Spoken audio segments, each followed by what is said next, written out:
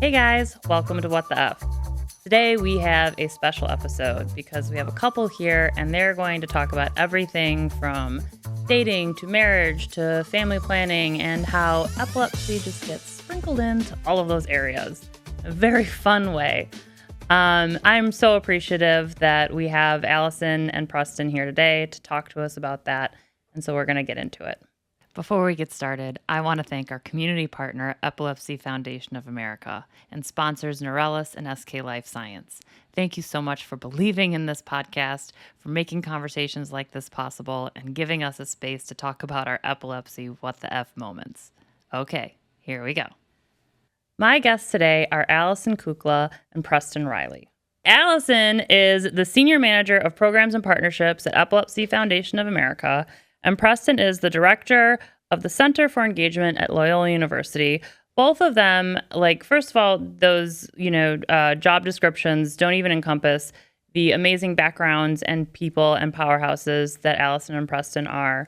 But they are here to talk about and share their love story and how epilepsy played a role into it.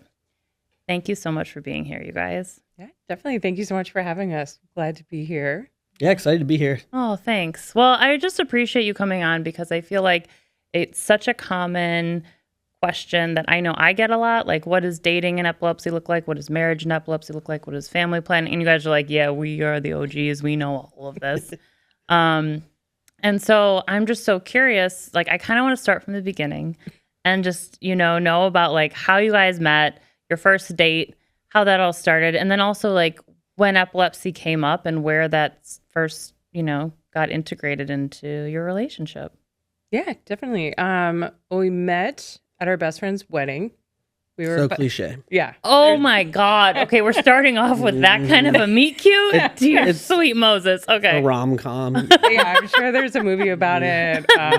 We were both in the wedding. We were the only way. We were the only single people at the wedding. It was my 30th birthday weekend. Yeah. So it's just all these ridiculous things. That's so cute. And it just kind of started from there. They didn't pair us together in the wedding, though. So we give them no credit, and we made it all happen, I would say. Mm-hmm. Right? Yeah, they were our best friends from college. So you have to go back 10 years prior to that wedding to when we probably could have met, when we were both in college. And then Alison was diagnosed with epilepsy, sophomore year? Yeah. Yep. And so she had to transfer to a different school. So we think back to when, we were at the same parties in college. We just our paths never crossed. And then you transferred to another school. And then we didn't meet until 10 years later. Yeah. At their wedding. At the same parties. Yeah, it's really weird. That's so nuts. Okay. But then this kismet, it's kind of, I don't know if it's kismet as so much as the universe is will you guys fucking meet already? I always think, we always joke, our good friend and I, we wouldn't have liked each other in college. We met when we were supposed to meet, 10 years later. Yeah. Preston thinks a little different. No, we would have hit it off in college. It would have been great. And I'm I don't know. But we met when we were supposed to. And, it's kind of funny, too, because, he knew about my epilepsy, my giant pill case, can't really hide it. And so was very, bored about my epilepsy and everything. But then it was 8 months until I had a seizure, and I hadn't gone that long without a seizure. So he was kind of do you really have epilepsy? Yeah, I was calling BS, honestly. I was I don't know if this is real. But yeah, it took 8 months for me to see first seizure. So that was kind of wild. You waited until we were moving. And the cable guy was in our new apartment, hooking up the cable and everything. I'm like, oh, great. I'm going to experience my first seizure here. So that was fun. And I have at the time, I had focal impaired awareness seizures during the day. So I just remember waking up on his lap as the cable guy's there. And I'm like, what happened? What's going on? And I was like, oh, hey, so you saw a seizure. That's what my seizures are surprise. So yeah, that's how Preston kind of got thrown into the world of epilepsy. He knew what to do. I always told him these are what my medications are. I need to take them twice a day. Here's what seizures might look like and all of that. But yeah, it's nothing the cable guy was there. Yeah.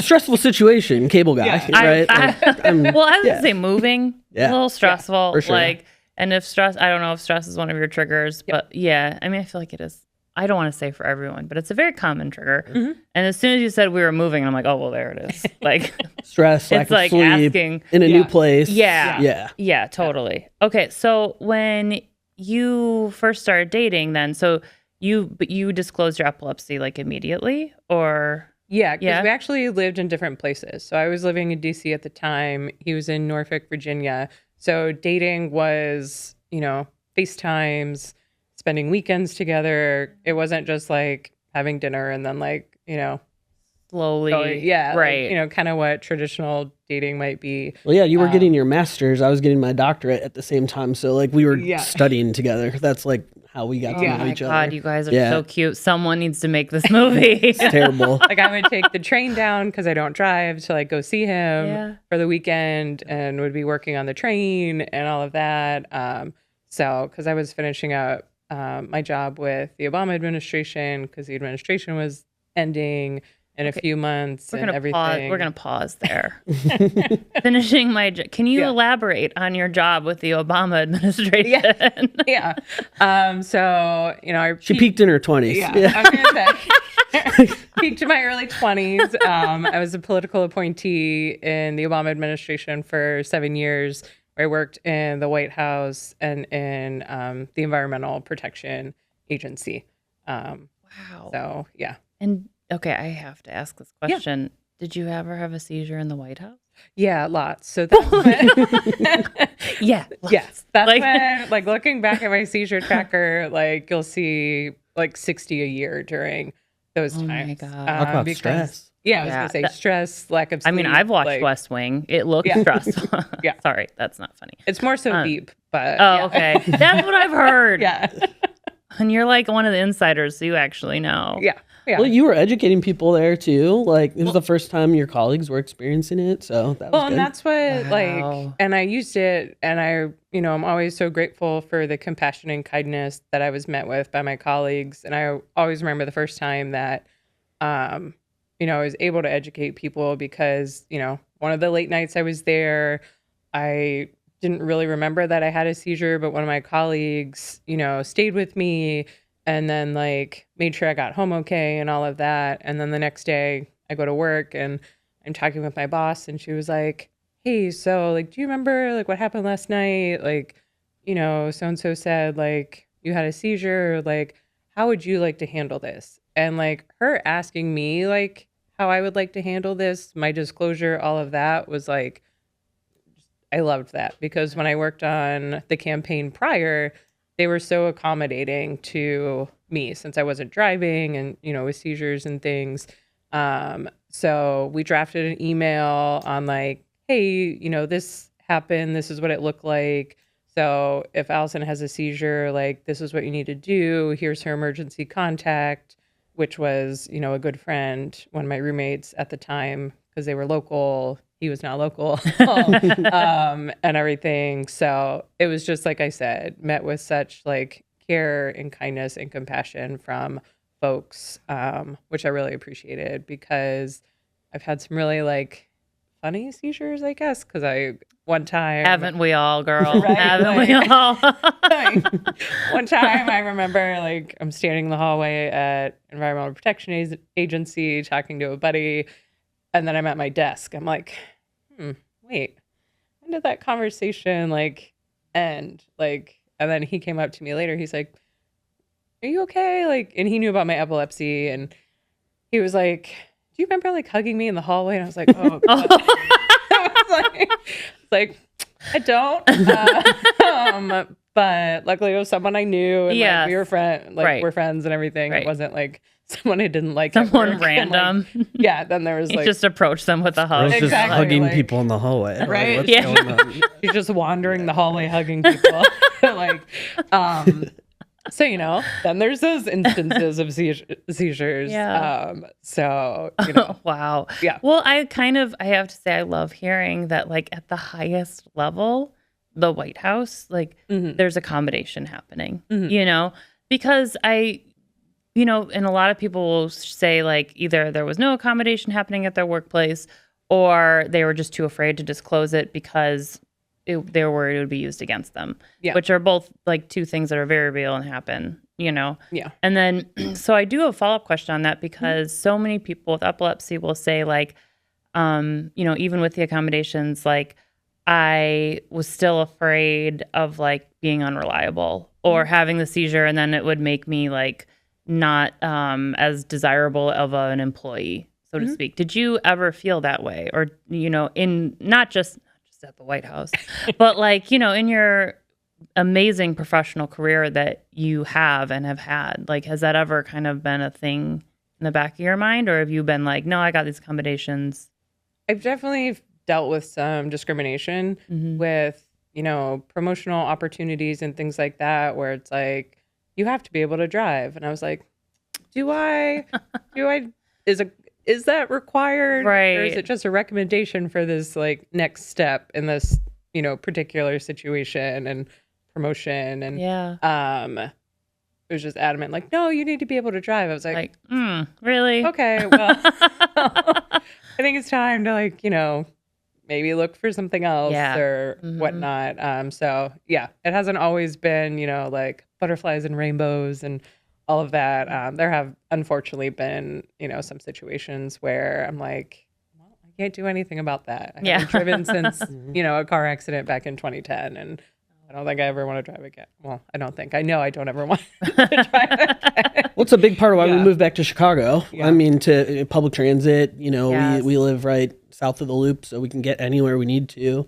I get tired of playing Uber sometimes, as a caregiver, that can be a lot. And so I think that was a big part of why we decided to come here. When we were searching for our next step, it was like, that was prime on reasoning why we chose to look where we did. Yeah, no, totally. Like I feel so lucky that I was diagnosed with epilepsy while living in Chicago for that reason, because it's like I hear from a lot of people who don't have access to public trans, and it's kind of like, what do you do, in those situations? And I love how you guys are like, we just moved to a place that has it. Yeah. Okay. So we took a little time out to talk about you being boss ass in, the White House, which I just can't get over. I'm gonna fangirl about that forever, Allison. It's just so cool. I mean, the 60 seizures. Would you say a week, a year, a month? Year what was it? A month? Wow, God. That part sucks. Obviously. Did you ever feel like when you're at the White House, it was just kind of like the stress was too much with the seizures? Or was it just like, I'm at the fucking White House, I don't care? Like, it was definitely like, obviously a once in a lifetime experience. And we were also messing with meds and everything. So you and your doctor were still figuring out the whole. I've tried 14 different medications and various combinations in almost my 20 years with epilepsy. So, that was a factor that was going on. Wow. I remember one time, just a side effect of the combination I was on, just giving me severe nausea and laying on a couch in the White House, like vomiting in the White House.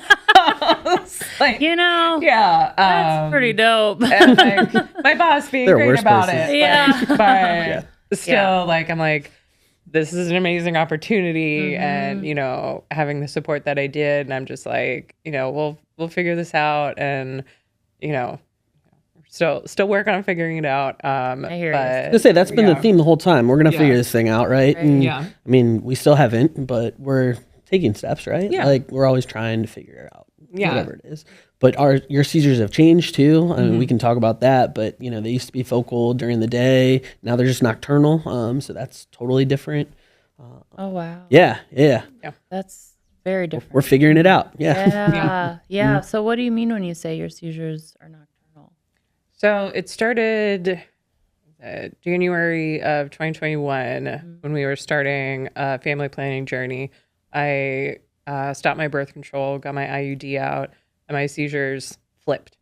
They changed to nocturnal. So, wow. And what type of nocturnal seizures are you having? still focal ones, I can't talk about them, but so Preston. Yeah, I'm not gonna do it, but she sniffs a lot. She sniffles a lot, and then holds her breath. That's the scary part, because it's like, okay, I need you to start breathing now. But yeah, she'll hold her breath sometimes up to 30 seconds, and it's like, okay, yeah, like time to, time to wake up, time to start breathing a little bit. But there's really nothing we can do. Does it wake you up? Yeah, it's the only thing in the world that wakes me up. It's really weird. I'm the heaviest sleeper.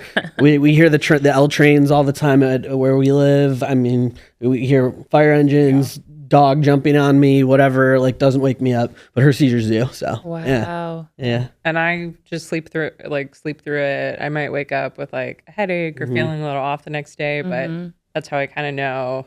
He'll also send me a text like, "Hey, you had a seizure," like sad face, like at this time or something. So like I know when I wake up, since I'm a morning person and I'm up like before him, that something happened. But otherwise, like I don't really know about the nocturnal ones. So you can't tell when you wake up, or can you? I'm not always, not necessarily. Like I might have like a slight headache or just feel off a little bit. Like you can't necessarily attribute it. And I'll kind of be like, did something happen? And then I might, I may have a text from Preston that was like, hey, typical seizure at like 4:20 a.m. or something like that. Like, yeah. Yeah. And the thing, so my seizures started as nocturnal. Oh, okay. And the thing was that I couldn't get a doctor to believe me because I was single. And there was no one to see them, Yeah. And so like this is one of the instances when you have a partner that's like literally there, like in to like witness it, and my doctors were like, we think something's happening, we just can't call it a seizure, Yeah. But it's just one of those things where it's like when you're on your own, it's really frustrating because you're like, I know something's happening, but I don't have a Preston to tell me that to text me the next day, You used to talk about that when you lived in DC by yourself at one point, right? Yeah, I was going to say, like, when I was in DC living alone and having daytime ones, I would know they would happen because I always described it. I start at point A, I get to point B, but I don't know how I got to point B. Or one time I woke up on the couch and the dinner I was cooking is all burned on the stove. And I was like, oh, that could have been a lot worse. Glad that's like okay. Yeah. But if you're living alone, I mean, you don't know, like not where I just like wake up and I was like, did I have a seizure? Like what happened? What was I doing? Like you're just like wake up in a nap in the middle of the day or something. Like I was like, nope. Yeah. I think that was a seizure. I've done like the weirdest things during a seizure and not realized it, like during COVID, I got like one of those foldable stationary bikes. So I could exercise inside, it was like the cheapest thing you could get on Amazon, like, because I'm frugal as hell. So, and all of a sudden I woke up and I had rolled this bike out into my little living room apparently. And I wake up and I'm like, fuck is the bike doing out here? Like, apparently my seizure self wanted to exercise, like what? Sign up for a triathlon or something. That's something you would do. Yeah. Or I remember one time I came home from a trip and during a seizure, I like unpacked the suitcase, put everything away. And then I wake up because I always like pass out after a seizure. And I wake up and I was like, where did my stuff go? And Preston's like, why don't you look where it belongs? I put everything away. No. Jewelry in the jewelry box, laundry in the hamper. She's more productive than I am on a normal day. He just let it happen because he knew like what was going on. Like, you're fine. Like, where'd my earrings go? Did you check the earring box? They're there. Yes. Oh my gosh. I'm very jealous of your post-signal self right now. But you know what, Allison? That tracks that like even you post-dictal or not post but during a seizure are so productive. Like that does not surprise me at all. Yeah, I don't think it surprises him either. Yeah. Or many of my friends. Yeah. Well, it's so weird. Everything will be so foggy at that time. Like you can tell. And then all of a sudden, like, that time when you're out of that post-ictal state and all of a sudden, like you're coming back, you're like, okay, did something happen? I'm like, yeah, we just had this really long discussion. You don't remember any of this? Is that true or are you messing with No, it's definitely true. I mean, we'll have a discussion. I mean, other times, she's called me her ex's names before, just in these states, today's right? And like that's an epilepsy thing. Like I get it. Like that. I think I get a break. That was 8 years, 10 years ago. Yeah, we get it. But or you're like, no, honey, I just had a seizure. I don't know what you're talking about. Yeah, right. Exactly. Yeah. Talk about the fun parts of dating with epilepsy. Like that's a good one for sure. Yeah. Oh, I bet. Mm-hmm. Yeah. So so let's backtrack a little bit. We talked about you guys dating. You were long distance, and then you moved in, and you got to see the seizure. Mm-hmm. And then how did you guys know you wanted to get married?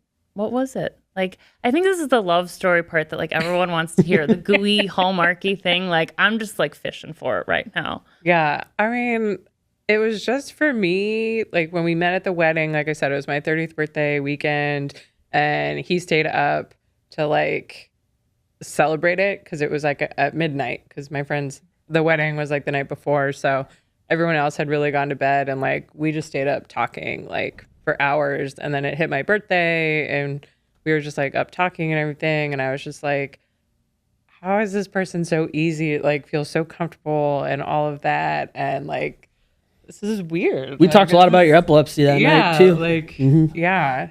And ironically, I had a purple dress on now that I think about it too. Oh my gosh. I'm gonna ask to buy your movie rights after this. And then just, how comfortable still and easy as we were like dating was like spending weekends together. Like you can't just do that with we never did someone. The dinner and a movie. It was like we're hanging out for a whole weekend, right? Like if I'm coming up to DC, like I'm not gonna just go turn around and drive back to Virginia 4 hours or whatever. Exactly. So. Yeah. And then I think it was like maybe 2 months, his dad was in DC for a conference. He's like, do you want to meet my dad? I was like, okay. Sure. So we had like dinner with his dad after knowing each other for like 2 months and stuff. And I was like, cool. And then like, my job was ending with the administration. And I think we were maybe like 5 months there. And you're like, do you want to move in? And I was like, okay. It was either you're moving back to Ohio and that's a longer distance, or I have this studio apartment in Norfolk. You want to come down and hang out for a little while and see how this thing works? And yeah. And here we are. Like, it's weird. Your job. I mean, those administration jobs, you have an end date. Like that's coming, right? Day. Yeah, and so I mean, that's a tough thing to navigate in itself. And then add job searching and do we like this? Do we want to continue this? And we'll talk about a lot of stress and seizures and things. But that was during that seizure-free period. So yeah, and that was part of it too, where I was like, oh hey, look, all this stress and change and transition is happening in my life, and like I'm not having seizures, and this person's like amazing, and like I don't know, like what's going on here? Well, I think we'd also both been through some really bad relationships, and we're just kind of fed up with it. So it was like, you want to do this thing, and it worked out. So yeah. Well, and it's so the comfort you guys described. Like it takes, so, like you said, like from night one, which like I was really trying hard not to cry when you're like, he stayed up with me for my 30th birthday and we talked all night, and I'm like, don't cry. It's so beautiful. It wasn't that beautiful, but let me have this, Preston. Okay. So, but then like, just like the comfort of just being like, yeah, do you want to spend the weekend? Yeah. You want my dad? Yeah. Like that, you're describing a comfort that I think just, it's that innate sort of thing. And like you said, Preston, too, after you've dealt with crappy relationships, you just are like, what you're saying, Alison, like, what? This is happening? Oh my God. I didn't know this was out there. Like, that's just so cool. Our two friends, the wedding that we talked about, like our friend, she will say like she was still like nervous, like at like the move-in point and stuff, where she was just like, you sure you want to do this? Well, she's like, but what if something happens? Like, which friend? We're good friends. Oh my God. So she was like, I had like some nerves about it and everything. I was like, oh, you should have intruded this sooner. Yeah. You should have had nerves. You should have felt bad. So tell me about you guys getting married and what that looked like. Yeah. I understand that was also a little non-traditional. You could say that. Yeah, I would say so. So it was during COVID in 2020. And, bringing people together at that time was kind of challenging. So we did a Zoom wedding. Yeah, we had been engaged for a while at that point, and it's like, okay, we need to like actually get married now. Like it's time to start figuring out benefits and like all of these things. We were switching jobs and doing things that way. How long were you guys engaged? 2-3 years. Yeah, close. Running close to that 3 years. So it's like, okay, do you want to like at least like get married and then we can figure out this, like we can do a reception with our families later in person, whatever. So it was in the middle of COVID. We didn't know how long that was going to be, right? Like what a weird time. But we're like, okay, yeah, let's figure it out. And so we did it over Zoom, which was, oh boy, that was a lot of fun there. But we got a free recording of it, which was great. We still watch it every year on our anniversary. We put all of our families in breakout rooms, like they would be sitting at tables, and we went and visited them in all the breakout rooms and everything. Adorable. Yeah, so we had fun with it, right? And I give Allison all the credit on that. Like that was, she's like, let's do this. She was the Zoom wizard. She was working remote at that time. When I'm working in higher ed, I'm normally swimming in college students all over the place, and I was like, I don't know how to do this. You had been working from home already. So she's like, yeah, we can plan a Zoom wedding. No problem. Yeah. Our one brother-in-law was kind of like the tech person from behind the scenes doing it. The friend's wedding we met at, the bride, we asked her, we're like, do you want to officiate? And so she officiated for us and everything. We're like, we still don't give you any credit for introducing us. But like, so you can make it up to us. Yeah, do you want to do that? Like, so she did that.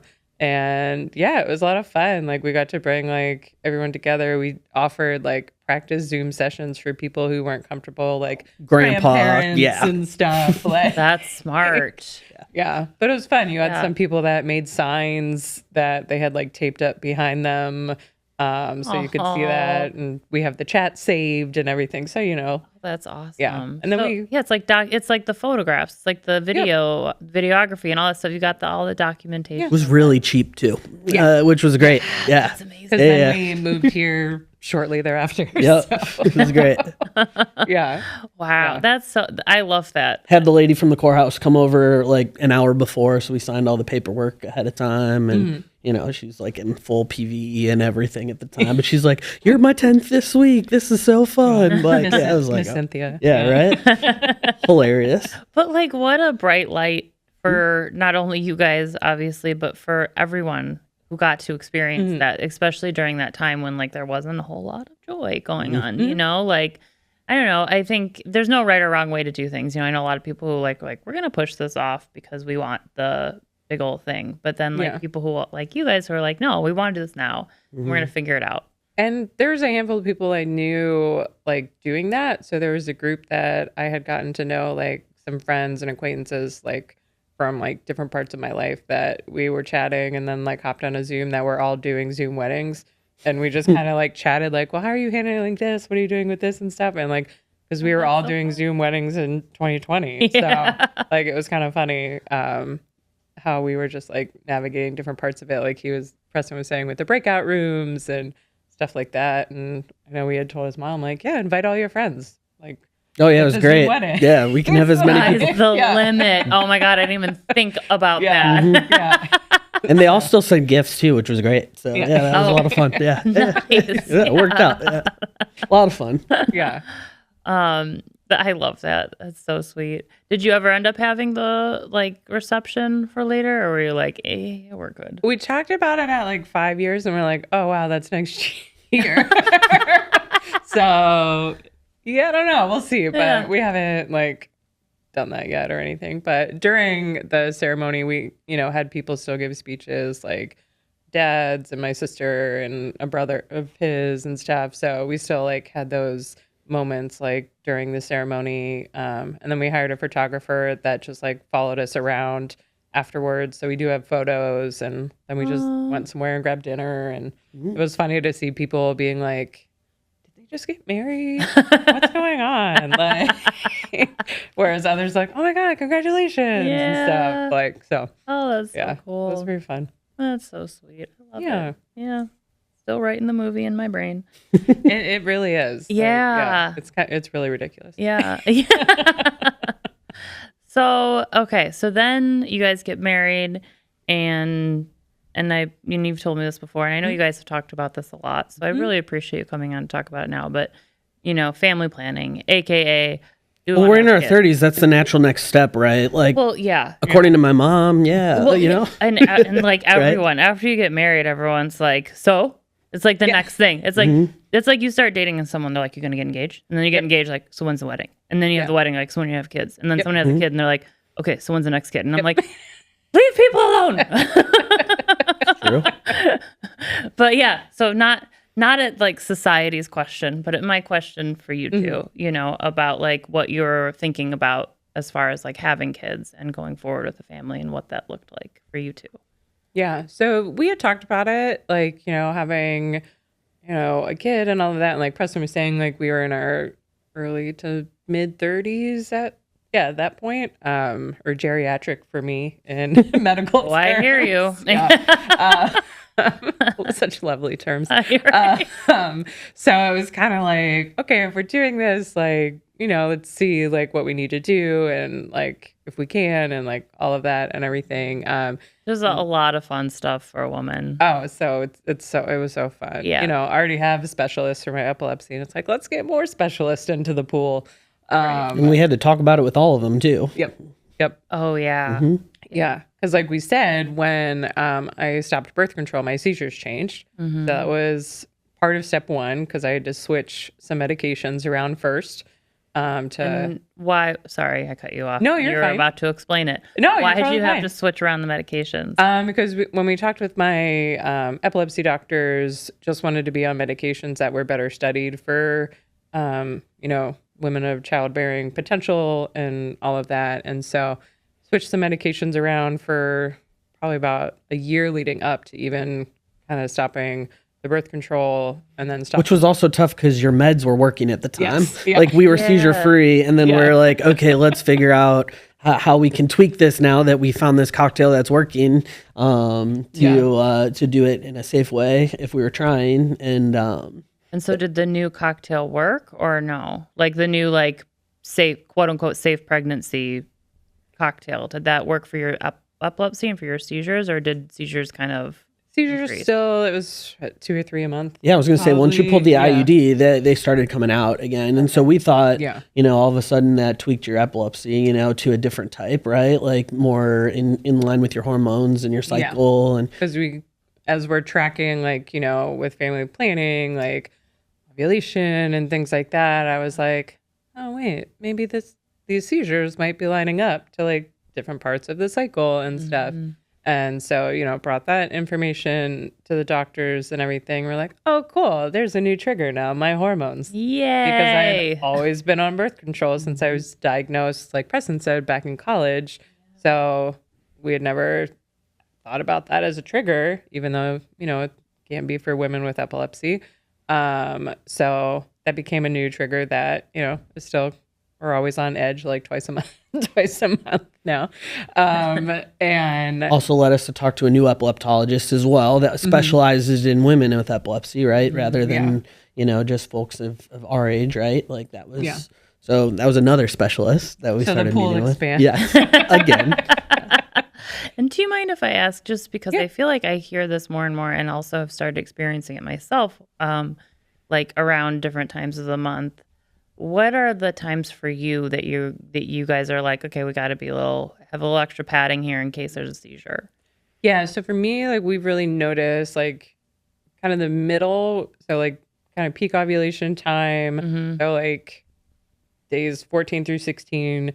And then like when I'm about to start my cycle. So like leading up to it. And then days like maybe up to day 3 where we were kind of noticing, seizures around those times. Sure. Because I ask that not to like say like, oh, that's correct or that's when, you know, because I feel like there's a lot of misinformation about like, you know, you are more likely to have seizures this time than this time, which I think statistically is true. But then you meet people who are women who that's just not the case. It's like different times, you know? Yeah. And I think that's just important information for everyone to know that like, if you're like, I'm noticing it like at the end of my cycle or something, you know, like that's okay. Like kind of it's just like epilepsy. It's just a very individual thing. But I'm always just curious as to like where it is for everyone else. So now we're having nocturnal seizures, more seizures, and they're around different times. And so did you guys decide to proceed with trying to have a family? Yeah. So we proceeded and we were, tried just naturally without any help for maybe like a year about. Nothing happened. So, the pool of specialists expands. Yet again. And then we learn, I was diagnosed with infertility and extreme endometriosis, which I didn't know I had because I had an IUD, which was treating. Managing it. Yeah. And I was like, oh, cool. This is neat. And so that's where we started seeing a fertility doctor then, and, throw them in there as well. And which we had to make sure they were talking to our epileptologist, right, at the same time. Yeah. And, we knew if we were pulling out the IUD, that was messing with your hormones. Infertility, that adds some to it, but then add, any type of... We talked about doing a couple different fertility treatments. I mean, putting your hormones on steroids then essentially, right?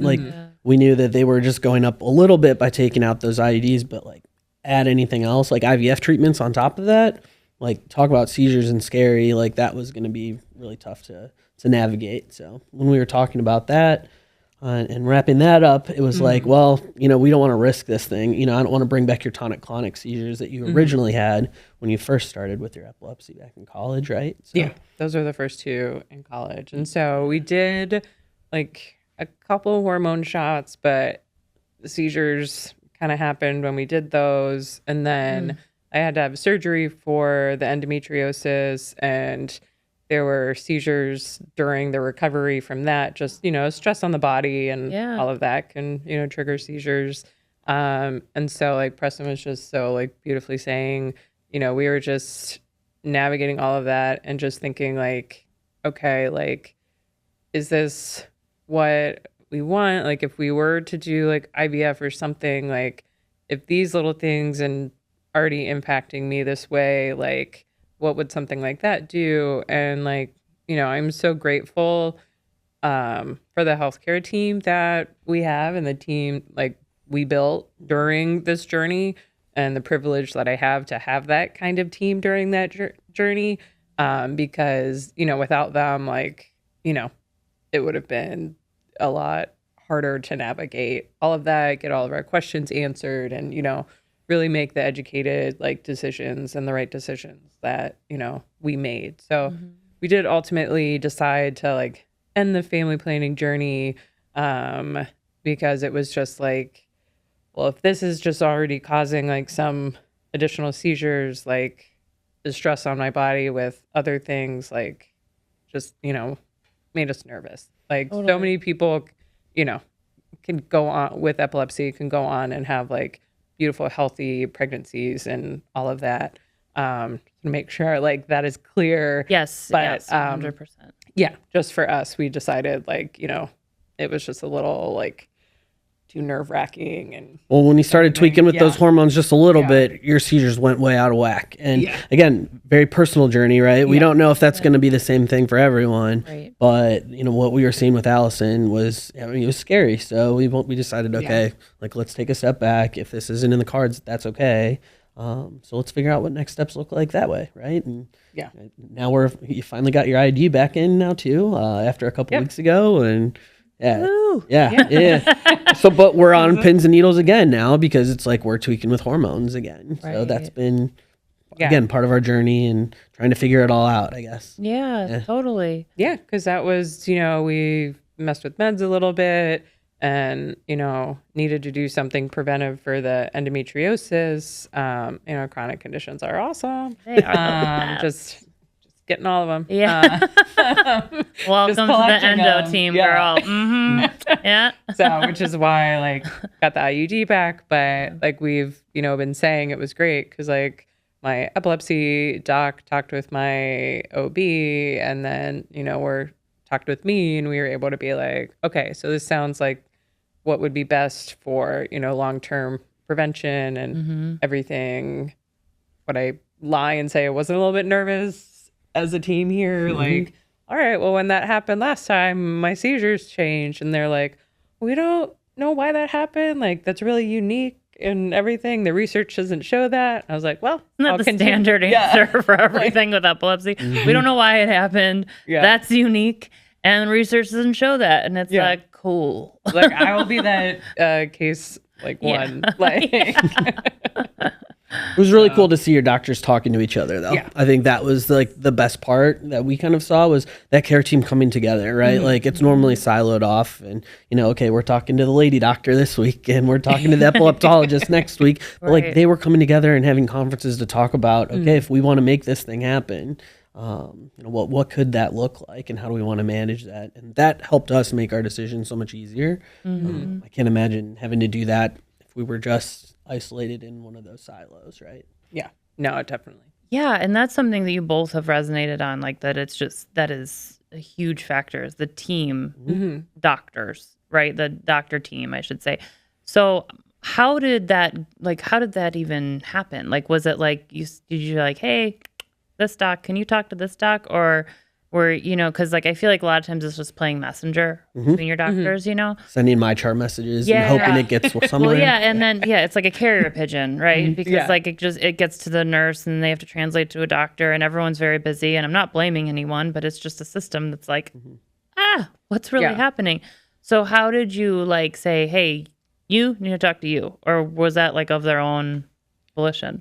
It was really, once I was talking with my epileptologist about, this is, we have our meds in a good place now, so we don't want to have any changes there. We can focus on the endo prevention. And so talking through them with that, and they're like, well, here are all the options. Gave me very detailed stuff. She's like, I'd be happy to talk to your OB about it.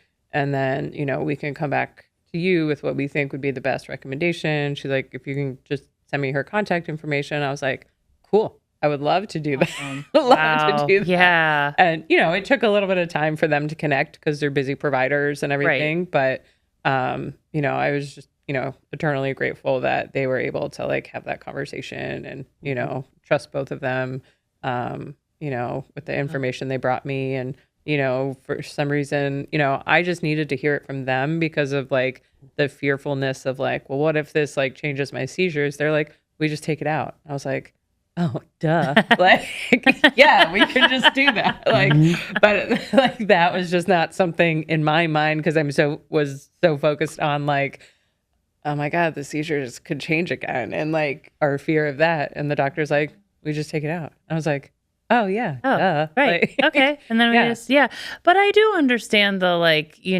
it's like, okay, we take it out, but then what? Like there's, it's always like, we're always like, okay, but then we're kind of back to where we were. Yeah. So it kind of feels like whack-a-mole. Like, like we have these seizures taken care of. Great. Let's pop that down. Well, now endometriosis is back. Like, let's pop that down. Right. And it's like, oh, now we're dealing with side effects from new meds. Like, let's pop that down. Like it has felt like that. Yeah. And I think until we started talking to those docs and having everybody on the same page, like that's been really great for your care. Yeah. I mean, I had a follow-up appointment yesterday morning, like best way to celebrate a birthday. Be like, hey, what's up? And, we were talking about some stuff. And again. Wait, was your birthday yesterday? It was. Yeah. Oh my God. Happy birthday. Thank you. Sorry. I was like, you're good. I was like calculating. Wait, that means, okay. Good. No, you're good. But it was just funny because, the provider, my epilepsy doc, we were talking about stuff and everything. And I just love that he was like, so how would you like to handle this? And I was like, thank you for asking it that way. And then we talked through like a few, like, well, here are a few of the different options and things with just, some side effects that I'm dealing with and some from my current cocktail of medications. Like, which is working, knock wood. Yes, knock wood. Yeah, we're doing really well. Yeah, haven't had a seizure since December. Yeah. Which is the longest since 2016. We're in September now. Yeah. Like when I first knocking on wood. Yeah. Like when I first met him. Like, Oh, look. So, oh my God, that's wonderful. Yeah. So, okay. So it starts with, we're trying to have a family we've got a new chronic condition and new seizures and all of these things. But, and I want to ask a more difficult question. What was it like emotionally deciding that this was not the route we were going to go for having biological kids? It was really hard. My therapist was really great. Definitely was in therapy during that time. I'll be fully transparent that Hey, I'm a therapy proponent, so you're mental health is health. Yeah, exactly. Yes. Like just having like an outside person to talk to. I mean, your friends are great to talk about that stuff with, but it's always helpful to like talk to someone else too. Yes. So that was really helpful through the journey, and just being able to have like open and honest conversations between us on like, how are you feeling with this? Do you need space right now? Like, where are you? And all of that too. Because, that's what we wanted. We had always talked about, if we had a kid, it would be it would be us, like a biological kid. Like, there's other options out there, but we were just, those options weren't like something we wanted to pursue.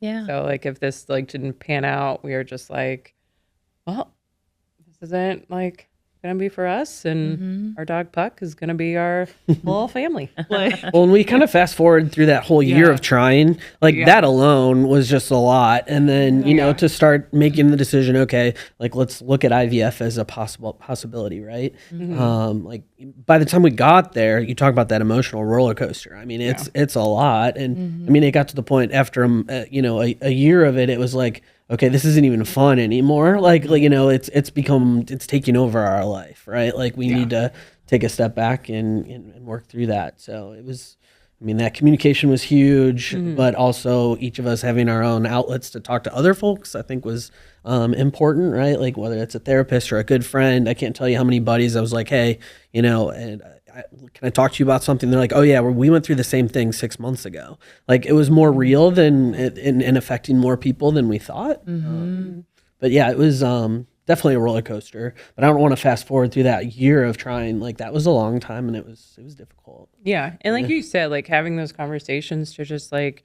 reevaluate, because you definitely hit those points where it's like, is this what we want? Like, is this fun anymore? Like it's just like.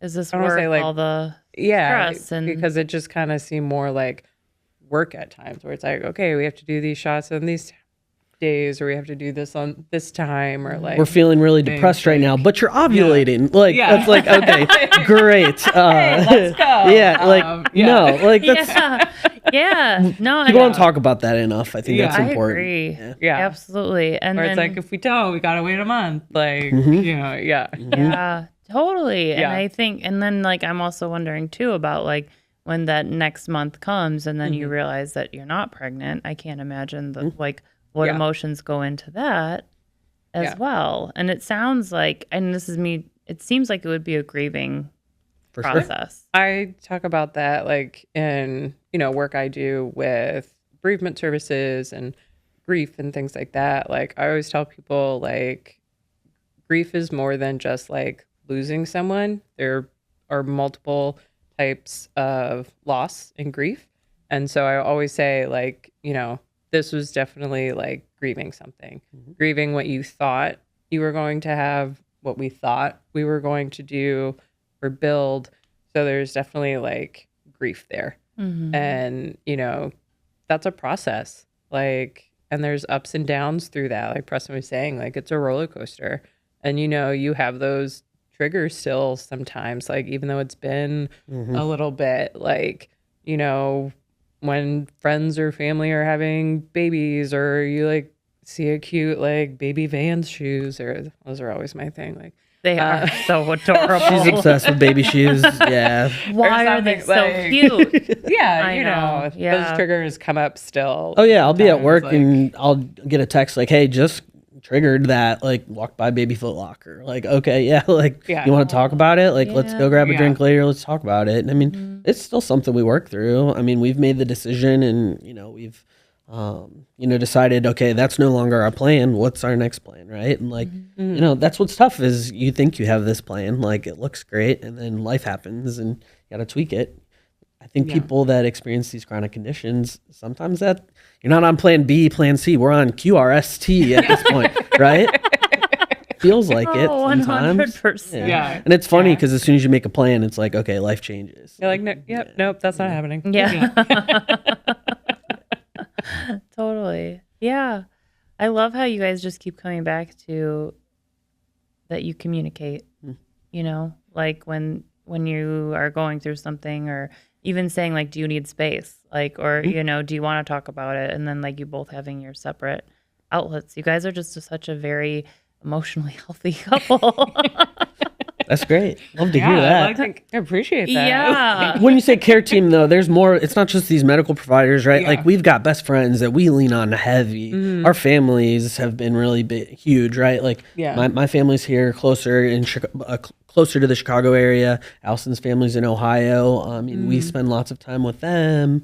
So they've been huge in leaning on that. I know we talk to other folks that are affected by epilepsy all the time. Like that is almost like free therapy for us. Like, like you get this at the same time too. It's like, have you navigated this? What did you do for that? It's been helpful. Totally. Yeah. And I would say too, as we were talking about healthcare teams, nurses, like shout out, like they're so important during like all of this journey and everything too. Like, through different like EMU stays, epilepsy monitoring unit stays and things and all of that. And supportive bosses at work. Exactly. Hey, Allison had a seizure this morning. Can I work from home this morning while I'm taking care of her? Like that's been really helpful. I recently took a new job and, having a transparent conversation of, during the hiring process saying, hey, I'm also a caregiver. I don't look like one. You don't necessarily think of somebody in their 30s as a caregiver. But that's a big part of like my identity and my team at work. They understand that.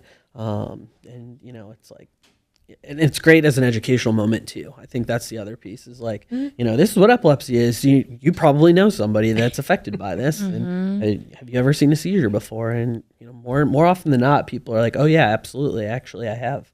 So that's been good. But you helped someone on the L not too long ago who was having a seizure. Like, it happens. Yeah. Wait. What? I love how Preston's like, whatever. Yeah, it's part of life. Yeah. Wow. But not for that person. Sure. That wasn't just a part of life. That was really helpful. Yeah. I've had seizures on the L and no one helped me. I remember like I woke up just sitting on the platform, and just being like, and like seeing like feet walking past me. And I was like, what is I think I know what happened. That's the scariest seizure I've experienced with her. I wasn't with her. She was at an airport, and she started, when she used to have her daytime seizures, she would send a text message, which was really weird, say, I think something's happening. Or she's like, I think I'm having a seizure. And that was it. That'd be the last thing. I have no memory of sending of course I call, and so she's post-ictal, and I'm like, okay, where are you? Okay, I'm in front of a sign. What's the sign say? D34. Okay, you're at gate D34. Great. Like, let me Google and figure out, is that your flight? Okay, great. You're at the right gate. Do you have your bags? One bag. I'm like, didn't you have two? Oh yeah, here it is. It's next to me there. Like, it's so weird to navigate that in that situation, but so like totally get that. Like in public, I mean, you've been at an epilepsy conference and had a seizure in front of a room full of epileptologists, and nobody knew you had a seizure. So like, it's weird. Yes, that happened to me too. Yeah. And the only person that knew what to do was another person with epilepsy in the room. Yeah, and it's just like you think about that later, and you're like, that was a little weird. I was sitting next to an epileptologist. No, I had, because like I was listening to a presentation, and then I'm like, when did that presentation stop? And when did this new speaker start? I was like, wait. And I like asked the person next to me, I was like, did I just have a seizure? They're like, well, I don't know. Like, I was like, yeah, because I don't remember that first presentation ending. I don't remember this presentation starting, and I know I didn't fall asleep. Right?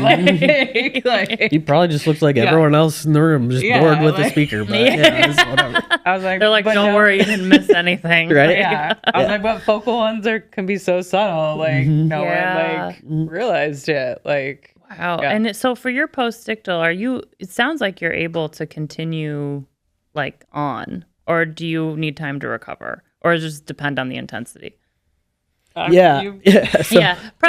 She looks like me in a boring meeting, honestly. Like, just kind of glazed over. So I feel that.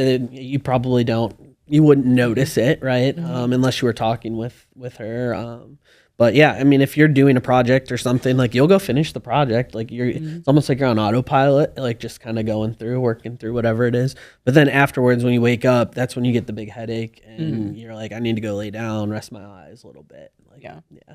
Yeah, because he's captured some on video, so I have that to show people to be like, this is what like a daytime one looks like. Yeah. And so like he's saying like if you're actually talking to me, like in the video that I'll show people, like I'm not making sense. My mouth is like kind of twitching, and I'm just like, I'm really tired. Like, and then it's just me like laying down on the couch and like going to sleep.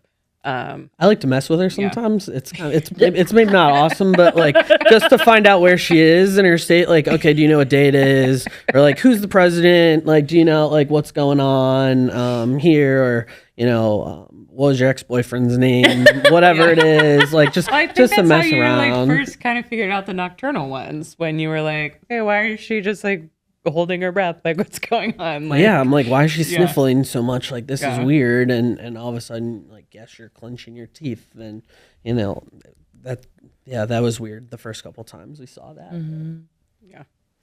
But I feel like you and my husband, Steve, could, like, have a little, like, chat about the funny shit Let's grab a beer. We could write a book, probably, honestly. Yeah, let's do it. Let's have a discussion. I bet that'd be fun. I am so appreciative for you guys coming on and talking. I know you've been so open about this heartbreaking journey that you guys have turned into empowerment and into education, into your own growth. And like, I literally have chills just like thinking about what you guys have done, in light of all this. And I am so deeply moved, and I really appreciate you just being willing to share. And even if that comes like, Preston, like you're saying in your personal life, when you reach out to a buddy, like I appreciate that, because then not only does it help you, but it helps that buddy, and sorry, I'm like tearing up talking about it, because I think it's just very beautiful how you guys have kept these lines of communication open in your personal lives with each other, with your friends, with therapists, and then also like out in the public sphere by sharing this story. And I can't say enough how just appreciative, well, I can't find the fucking word, but how appreciative I am of you two. Well, I think we all have to work to normalize this thing, right? Like, this is something that affects a ton of people, right? It's not just a sign you pass on the L talking about epilepsy and this how many people in the world have it, right? Like, it affects a lot of people. Yeah. And I think the more you talk about it, the more you're comfortable talking about it. I make seizure jokes sometimes, like maybe not great, but you're allowed to though. Yeah. You're like in that space where you're right. Like that's one of our ways of connecting with other folks that get it, right? Yeah. Like love faces are puffy, like that's all, like that's how we connect on it, and I mean that's how other people understand. I think so. Yeah, and I when I was first diagnosed, like I didn't talk about it. I didn't want to talk about it because I had just started college, I was away, and then as Preston shared, like I had to transfer, and just the first person I met was 60 years old, and I was like, cool, I got an old person's disease. And like, as I'm 19, and so, I am, at a point, and I have been for years now, where if I can like be a mentor or share my story, because I didn't have someone that I could, or it took so long to meet someone else that could help me navigate the journey around my age and be like, so what did you do in your 20s or 30s or family planning? What was dating like? Exactly. Yeah. Like, when did you disclose? And exactly. How did you just those resources were not out there. So if I'm able to do that for other people, like I am happy to do that, because I did not have those resources. And it's not an old person's disease, I learned, because I was like, oh, cool, great. Yeah, that's pretty brutal at 19. Yeah. Like, yeah. I forget, like we were at like some like county fair or something, and we went up to like a booth, and they're like, oh, I have it too. I'm 60. I was like, oh, neat. I was like, not helpful. I know you're trying to be helpful, right? But like, well, but that power of connection is so real. Like I was at the Epilepsy Foundation walk in LA, their walk, and I had a booth for the podcast and was just talking to people, whatever. And this one guy who's probably in his 20s was like, wait, you have epilepsy? Because so many people behind the booth don't, you know? And I was like, yeah. And I stepped aside, we started talking, and he just starts crying because he hadn't met someone with epilepsy, you know? And I was like, I'm not going to tell you how old I am. I'm going to let you think whatever because I don't want you to think it's an old person's disease. Yeah. So, but again, it's just that connection that means so much. And so, and you guys are providing it, you know? And you guys aren't letting it stop you though either. I mean, you're both doing badass things. It's cool to see. Like, Alison went and worked in the White House. Like, I mean, epilepsy did not stop her, you know, which I think when we've talked to other people, that's been a really powerful message to say, like, okay, yes, this affects me. But if I work with my boss on this and like, we'll find a way to make this thing work, right? Like, you know, you can still do really awesome things, but you don't have to drive, right? Like, you know, so push back on that, you know, that HR person that says you need to drive for that job. Like, do you really need to? Or like push back on it, ask the question. Don't let it hold you back because you can still do really cool things. And I mean, it's great to hear it. So thanks for sharing those stories and the work that you're doing on the podcast too. Oh, yeah. Thank you. Appreciate you saying that. Yeah. Oh my God. This is like, You're trying I can't wait for us to go get beers now. Yeah, there you go. You're trying to make her cry again. No. That too. I'm like, I saw that face. Okay, so we're going to move on to talk about, I'm going to ask you questions that have nothing to do with what we were just talking about whatsoever. Okay, number one, what, for each of you, what are your favorite colors? I would say blue for me. Green. Okay. Yeah. Nice. Yeah. Love it. Yeah. Love it. Number two, what is, and this one I want to know for the two of you, like as a couple, what's your favorite TV show or movie to watch together? They're very different. No, this is even better. Well, this is where I was going to say, I'm a very nonfiction person and he's a very like fiction person. Well, if I have to see another episode of like Sex in the City, I'll go cross-eyed. Like, I'd much rather be watching something that's like substantial, and she'd rather watch that fluff stuff. So it's whatever. Yeah. Well, and Sex and the City is nonfiction, so There you go. Yeah, exactly. Game of Thrones is substantial. I'd much rather like nerd out on that. I think the closest one we got was like Breaking Bad. Like, that was a good Breaking one. Bad, Yeah. Shameless. Yeah, that's a good one. Yeah. Yeah. Yeah. okay. Usually we don't see eye to eye on that stuff. So she'll be watching something on the big TV and I'll have something else on the iPad or something. Yeah. No, I love it. That's compromise, baby. Yeah. Yep. Yeah. We talk about communication. That's how we keep it going. And then the last question, and you can answer this together or individually or both. What does it mean to you to be a friend? I would say a lot of what we've talked about, like having those lines of communication open, being there for each other. And, you know, as Preston was describing, and I'll let him answer the question too, but just like, you know, friends are so much a part of our support network that we've talked about. So just like always being there to listen, provide support, whatever is needed, like in that moment for, you know, people. Yeah, hit the nail on the head. I think a good friend is somebody that can level you up, level each other up. You know, we can work together to support, like you said, and support not just in, you know, the friendship, but in all aspects of life, right? Like, you had a rough day at work, let's go talk about it. You had a rough day with seizures, let's go talk about it, whatever it is. Yeah. And they'll officiate your wedding too when you ask. Yeah. Even though they didn't set you up. Exactly. But we still give them a hard time. Yeah. But we still saw them last night. So Oh my gosh. Thank you so much, Alison and Preston. You guys are just like power couple, power people. You're power individuals and a power couple. And I really appreciate you guys being here. Yeah, it was our pleasure. Thank you so much for having us. This was wonderful. Oh, good. Fun.